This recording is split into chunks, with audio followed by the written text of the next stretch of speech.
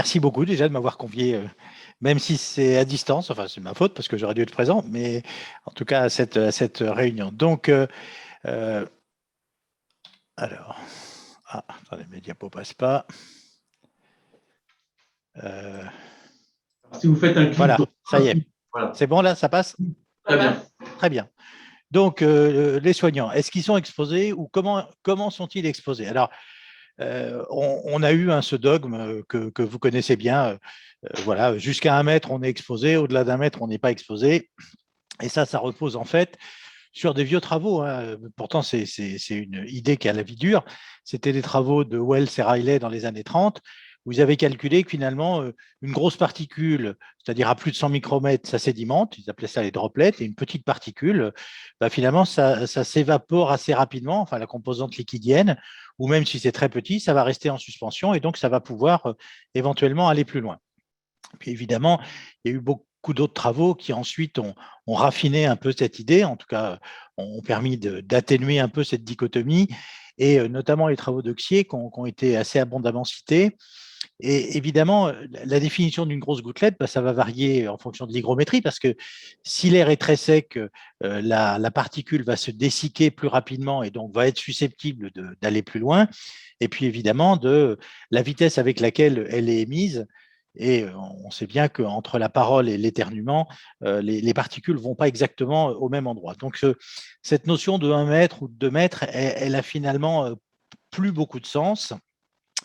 Et cette notion également, enfin la notion de dire qu'il y a un certain nombre d'actes qui exposent quand on est au contact des voies aériennes et qu'en dehors de ces actes, il n'y a pas d'exposition, c'est aller contre une littérature qui est déjà ancienne, hein, mais qui a été beaucoup réactivée avec la pandémie Covid-19, que certes, quand on éternue, on tousse, on émet des particules, mais quand on parle, on émet des particules, quand on respire, on émet des particules. Et j'allais même dire, même quand on est mort, on peut expirer des particules. Il y a déjà eu des cas de transmission de tuberculose comme ça, à l'occasion d'autopsie, juste parce que le fait de manipuler le cadavre faisait exhaler un petit peu d'air.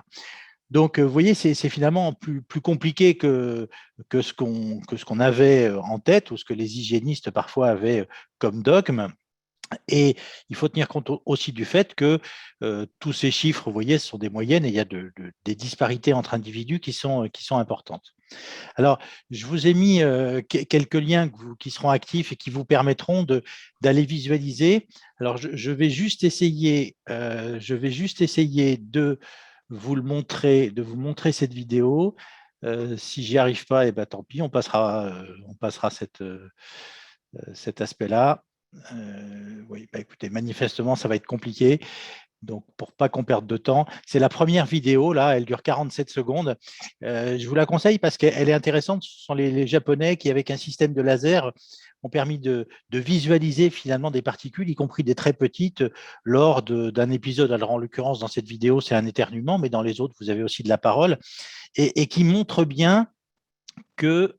Alors, voilà, qui montre bien, et ça, c'en est la traduction graphique finalement de ces vidéos, que il y a cette notion de grosses particules et effectivement, quand on est en face de quelqu'un, on est plus exposé à ces grosses particules, mais quand on est en face de quelqu'un, on est exposé à un aérosol de particules de taille extrêmement variable, incluant des toutes petites particules qui vont rester en suspension dans l'air ou des grosses particules qui effectivement risquent de sédimenter plus ou moins loin selon que la personne vous éternue dessus, vous crie dessus éventuellement, parce que quand on crie, quand on élève le niveau de la voix, on émet plus de particules et elles vont plus loin.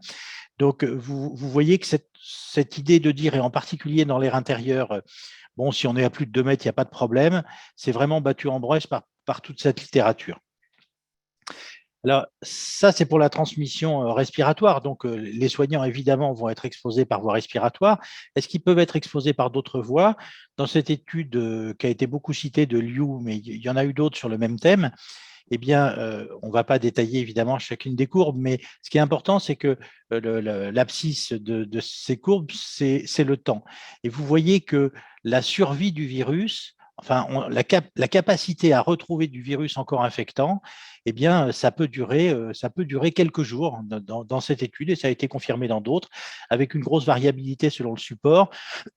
Pardon. Et plus le support est perméable et donc va permettre à la particule de se dessicquer, moins longtemps le virus va survivre. Mais néanmoins, vous voyez que c'est les 3 graphiques du bas, sur du coton, sur du bois, sur du papier, on peut avoir un virus qui reste viable pendant plusieurs heures et jusqu'à un jour ou deux. Et le rôle, alors ce qu'on appelle les fomites, c'est toutes ces surfaces, tous ces éléments qui vont pouvoir accueillir temporairement le virus et on va se recontaminer en mettant les mains dessus et éventuellement en les portant à sa bouche ou à ses muqueuses. Et il y a une revue de littérature qui a été faite par l'équipe d'Antoine Flao de Genève récemment. Et vous voyez que sur les 25 études inclus, il y en a 17% qui concluaient que le rôle des fomites était fort dans la transmission, 8% plausible, et puis la majorité quand même, c'était faible ou peu probable, avec un certain nombre de données qui n'étaient pas satisfaisantes. Et finalement, et ça c'est un des exemples de ces épidémies qui ont été décrites dans des milieux clos, hein. Il y a eu le Diamond Princess, il y a eu 2 porte-avions, enfin un Français et un Américain, il y a eu ces épisodes aussi au sein de Coral que vous connaissez, et puis évidemment l'épisode initial dans l'Est de la France. Eh bien, vous voyez que ce qui a été conclu de l'étude des modes de transmission et de la source, c'est que la transmission à longue distance, hein, le long range que vous voyez sur cette diapo, et donc ce qu'ils ont appelé des aérosols, même si des grosses particules, ce qui est ici appelé droplets, c'est aussi le constituant d'un aérosol, eh bien, vous voyez que c'est la transmission par ces petites particules est quelque chose qui est vraiment prioritaire. Donc, clairement, les soignants sont exposés. Alors, pour autant, est-ce que ce sont des professionnels à risque? Et il a été évoqué tout à l'heure l'étude du GRS, et on voit la cinétique de contamination des soignants, qui est d'ailleurs très superposable à la vague en population générale, hein. Si on superposait les courbes, bon, on verrait qu'il y a une très bonne association des deux. Et les données de l'European Center, enfin l'ECDC, l'European CDC, qui portaient sur 9 pays, il n'y avait pas la France. Ils ont enregistré, vous voyez, 260 000 cas chez les soignants, 2 900 000 cas dans la population générale. Et rapporté à la population des soignants par rapport à la population générale, ça faisait 10% des soignants et 4% de la population générale qui étaient infectés. En fait, c'est évidemment beaucoup plus compliqué que ça. Et je vous ai mis ici 4 études qui sont intéressantes parce qu'elles ont été faites sur les mêmes périodes, c'est-à-dire avril-mai 2020, même si elles n'ont pas été publiées au même moment, mais le recueil des données, c'est sur les mêmes périodes. Et vous voyez que il y a des divergences dans les lignes et dans les colonnes. C'est-à-dire que dans les lignes, on voit bien que les taux de contamination sont très variables d'un pays à l'autre, hein, avec le Danemark, mais qui a eu une épidémie au départ un petit peu moins importante, avec un petit nombre de contaminés. Et je vous rappelle que c'était avril 2020, hein, ce n'est pas 2021. L'Espagne qui était beaucoup plus touchée. Et donc des disparités entre pays et des disparités au sein d'un pays entre les professions. Les infirmières étant souvent plus contaminées que les médecins et plus que les administratifs qui sont plus représentatifs en fait de la population générale. Sur les risques soignants, il y a eu beaucoup d'études et je vous montre juste ici une revue de la littérature qui avait été faite par l'équipe de Chou en Chine. Non, d'ailleurs, ce n'est pas en Chine, pardon. Et ils avaient mis en évidence qu'il y avait un certain nombre de facteurs de risque de se contaminer. Alors, on va enfoncer un peu des portes ouvertes, mais vous verrez que ces portes, elles ne sont pas si évidentes que ça. Le travail dans une unité Covid par rapport à une unité Covid, c'est un facteur de risque, soignant de première ligne ou pas, et le contact direct avec les patients, ou pas de contact direct ou contact minimal. On a aussi une multiplication du risque par 2 de se contaminer en tant que soignant. Ça n'a pas été retrouvé dans toutes les études, et ici, alors ce n'est pas une revue de littérature, c'est une étude monocentrique à l'hôpital de Saint-Étienne, et vous voyez que ce qui est intéressant, c'est que dans cette étude-là, le risque de se contaminer était 2 fois supérieur dans les unités non Covid que dans les unités Covid. Alors, ça montre probablement que l'habitude des équipements de protection individuelle, la connaissance de la façon de manager un patient qui est atteint d'une infection transmissible par voie respiratoire est évidemment supérieure dans les services de première ligne qui ont été des services de maladies infectieuses et de réanimation. Et on voit bien que dans certains hôpitaux, on l'a observé aussi d'ailleurs chez nous, le nombre de soignants contaminés finalement n'a pas été forcément le plus important dans les services de première ligne. Cette étude qui a été publiée il y a assez peu de temps est très intéressante parce qu'elle a beau porter sur un nombre relativement limité de soignants et de contacts, ils ont séquencé les virus, c'est-à-dire qu'ils ont essayé de reconstituer des chaînes de contamination. Et vous voyez les deux flèches bleues que dans 57% des cas, ils n'ont pas réussi à montrer que la chaîne de transmission, elle était intra-hospitalière, entre soignants ou à partir des patients. Et que dans 10% des cas, la source, c'était donc en typant le virus, c'était une contamination entre professionnels. Et dans 4% des cas, c'était une contamination par les patients. Donc, on voit bien que les soignants sont exposés, certes, au contact des patients, bien sûr, mais aussi et surtout, et probablement beaucoup, au contact de leurs collègues. Et il ne faut pas oublier que les soignants, ils ont une vie en dehors de l'hôpital.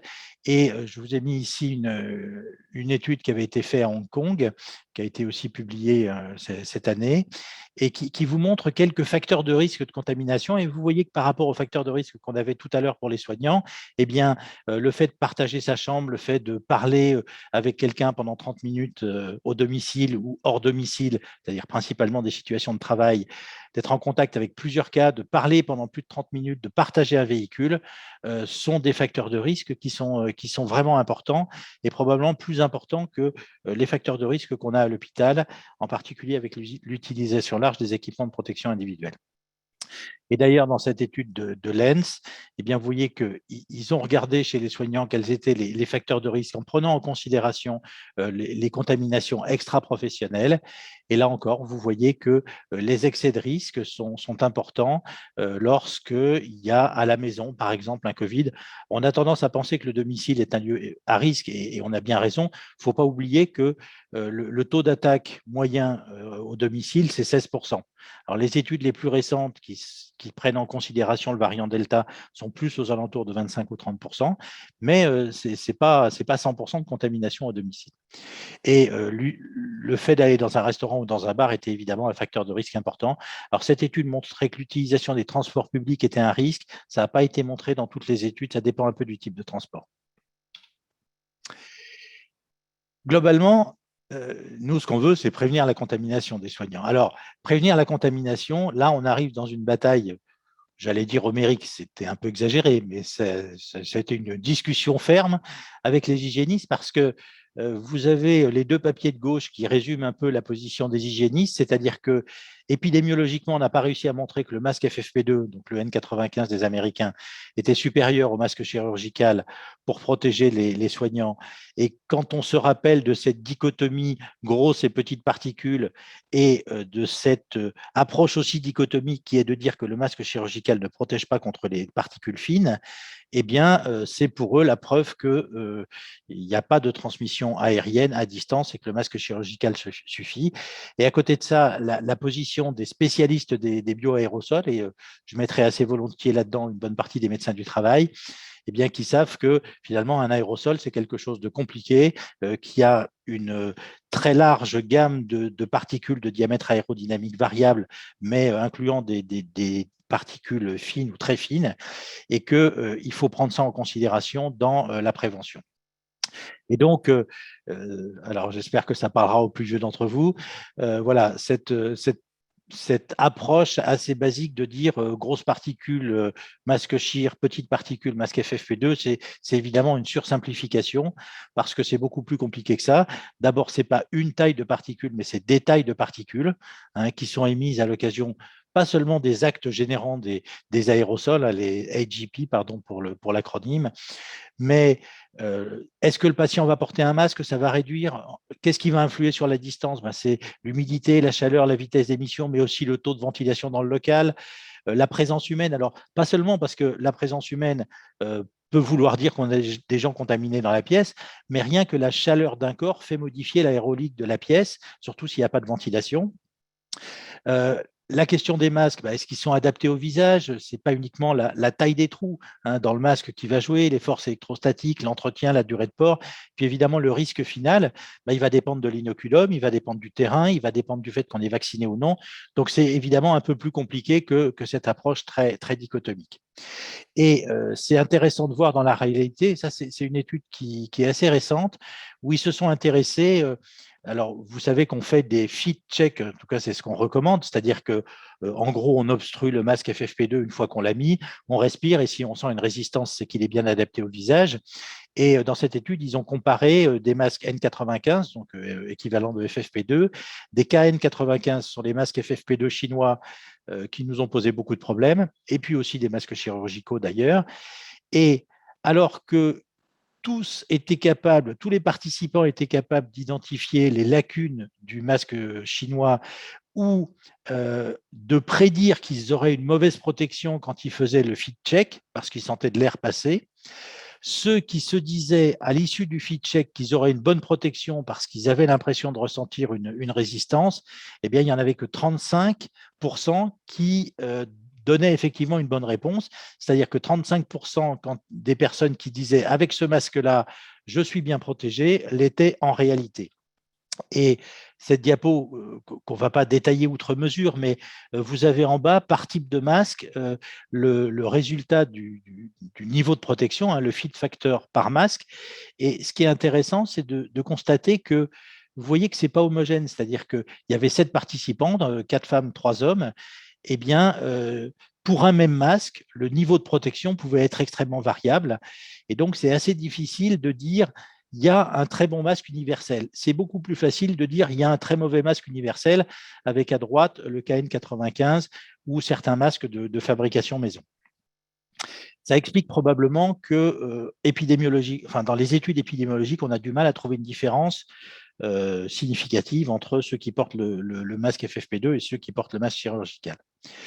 Et vous voyez ici, ne serait-ce qu'avec un seul type de masque chirurgical, et ce qui est intéressant surtout, c'est les deux du haut, eh bien, vous voyez qu'avec le même masque, en fonction de la façon dont on va mettre les boucles, et en l'occurrence là, au milieu, la personne a fait un nœud et puis l'a fait passer derrière l'oreille, et vous voyez que c'est plus adapté au visage, eh bien, cela vous montre, et sur les deux courbes qui sont en haut à gauche et au milieu, que le niveau de protection, plus la courbe est basse, plus le niveau de protection est important, eh bien, ça va influer grandement sur le niveau de protection.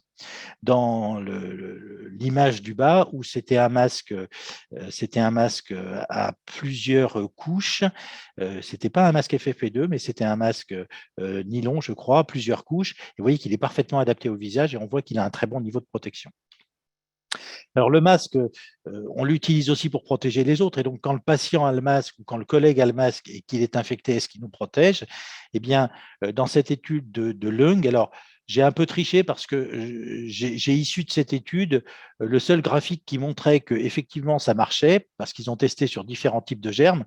Mais en fait, c'est intéressant parce que celui-là, c'est le coronavirus. Alors, c'était pas le SARS-CoV-2, c'était un coronavirus saisonnier. Mais on voit que chez quelqu'un qui a un prélèvement nasal qui est positif, vous voyez, il y a eu plusieurs tests qui ont été faits avec des prélèvements de gorge qui étaient aussi positifs, eh bien, le fait de porter un masque plutôt de type aérosol permettait de réduire beaucoup la contamination de l'extérieur, mais même le masque chirurgical permettait également de réduire beaucoup la contamination de l'air extérieur. Donc, quand on parle de double masquage, c'est quelque chose qui a une vraie réalité et un vrai support scientifique. Malheureusement, là encore, il ne faut pas oublier qu'il y a des différences entre les masques et probablement des différences sur des couples masques-individus. Et vous avez ici un exemple, là encore, utilisation du laser alors sur une tête de mannequin, c'est de l'expérimental, avec un éternuement simulé. Eh bien, vous voyez qu'avec un masque N95, donc FFP2, on émet quand même quelques particules, mais des petites particules.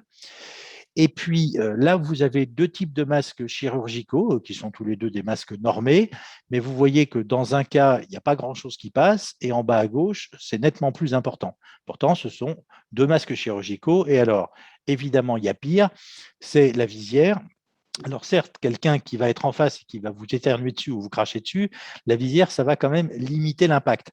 Mais pour limiter la protection de l'extérieur, eh bien, vous voyez que les fines particules passent très très bien et on pouvait s'en douter, hein. Et donc, ça n'est pas un bon moyen de protéger l'environnement et c'est d'ailleurs pas un bon moyen de se protéger soi-même si on l'utilise seul.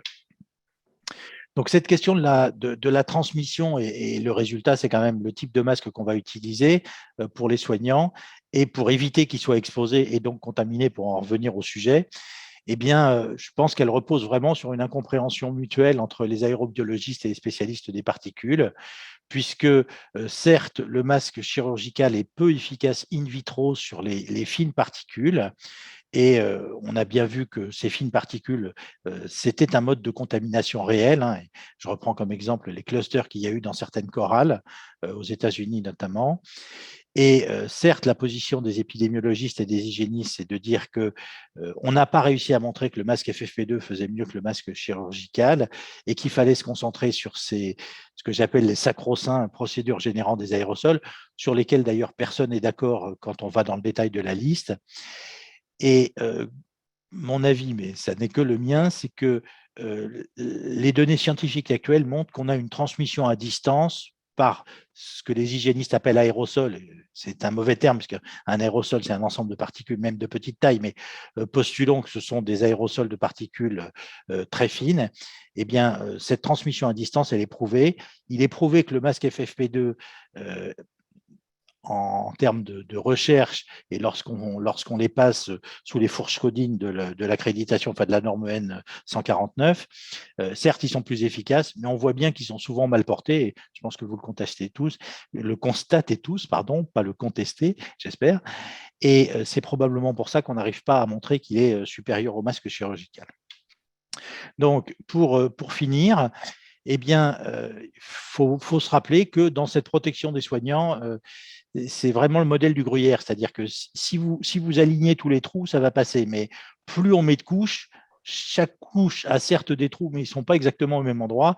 Et cette association de masques, de distanciation, de lavage des mains, de protection en évitant de se toucher le visage, tout ça, ça va permettre de réduire, évidemment, la vaccination, de réduire la contamination des soignants.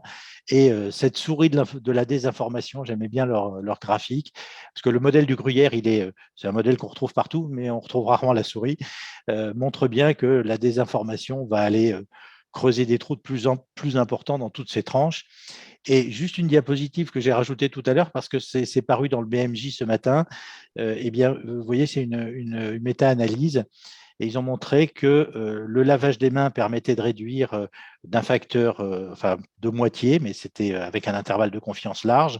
Le port du masque, on a aussi un facteur de réduction de moitié, et la distanciation, qui est significative de mémoire, on est juste un tout petit peu en dessous de 1 dans l'intervalle de confiance, permet aussi de réduire à peu près avec de 20 à 30%.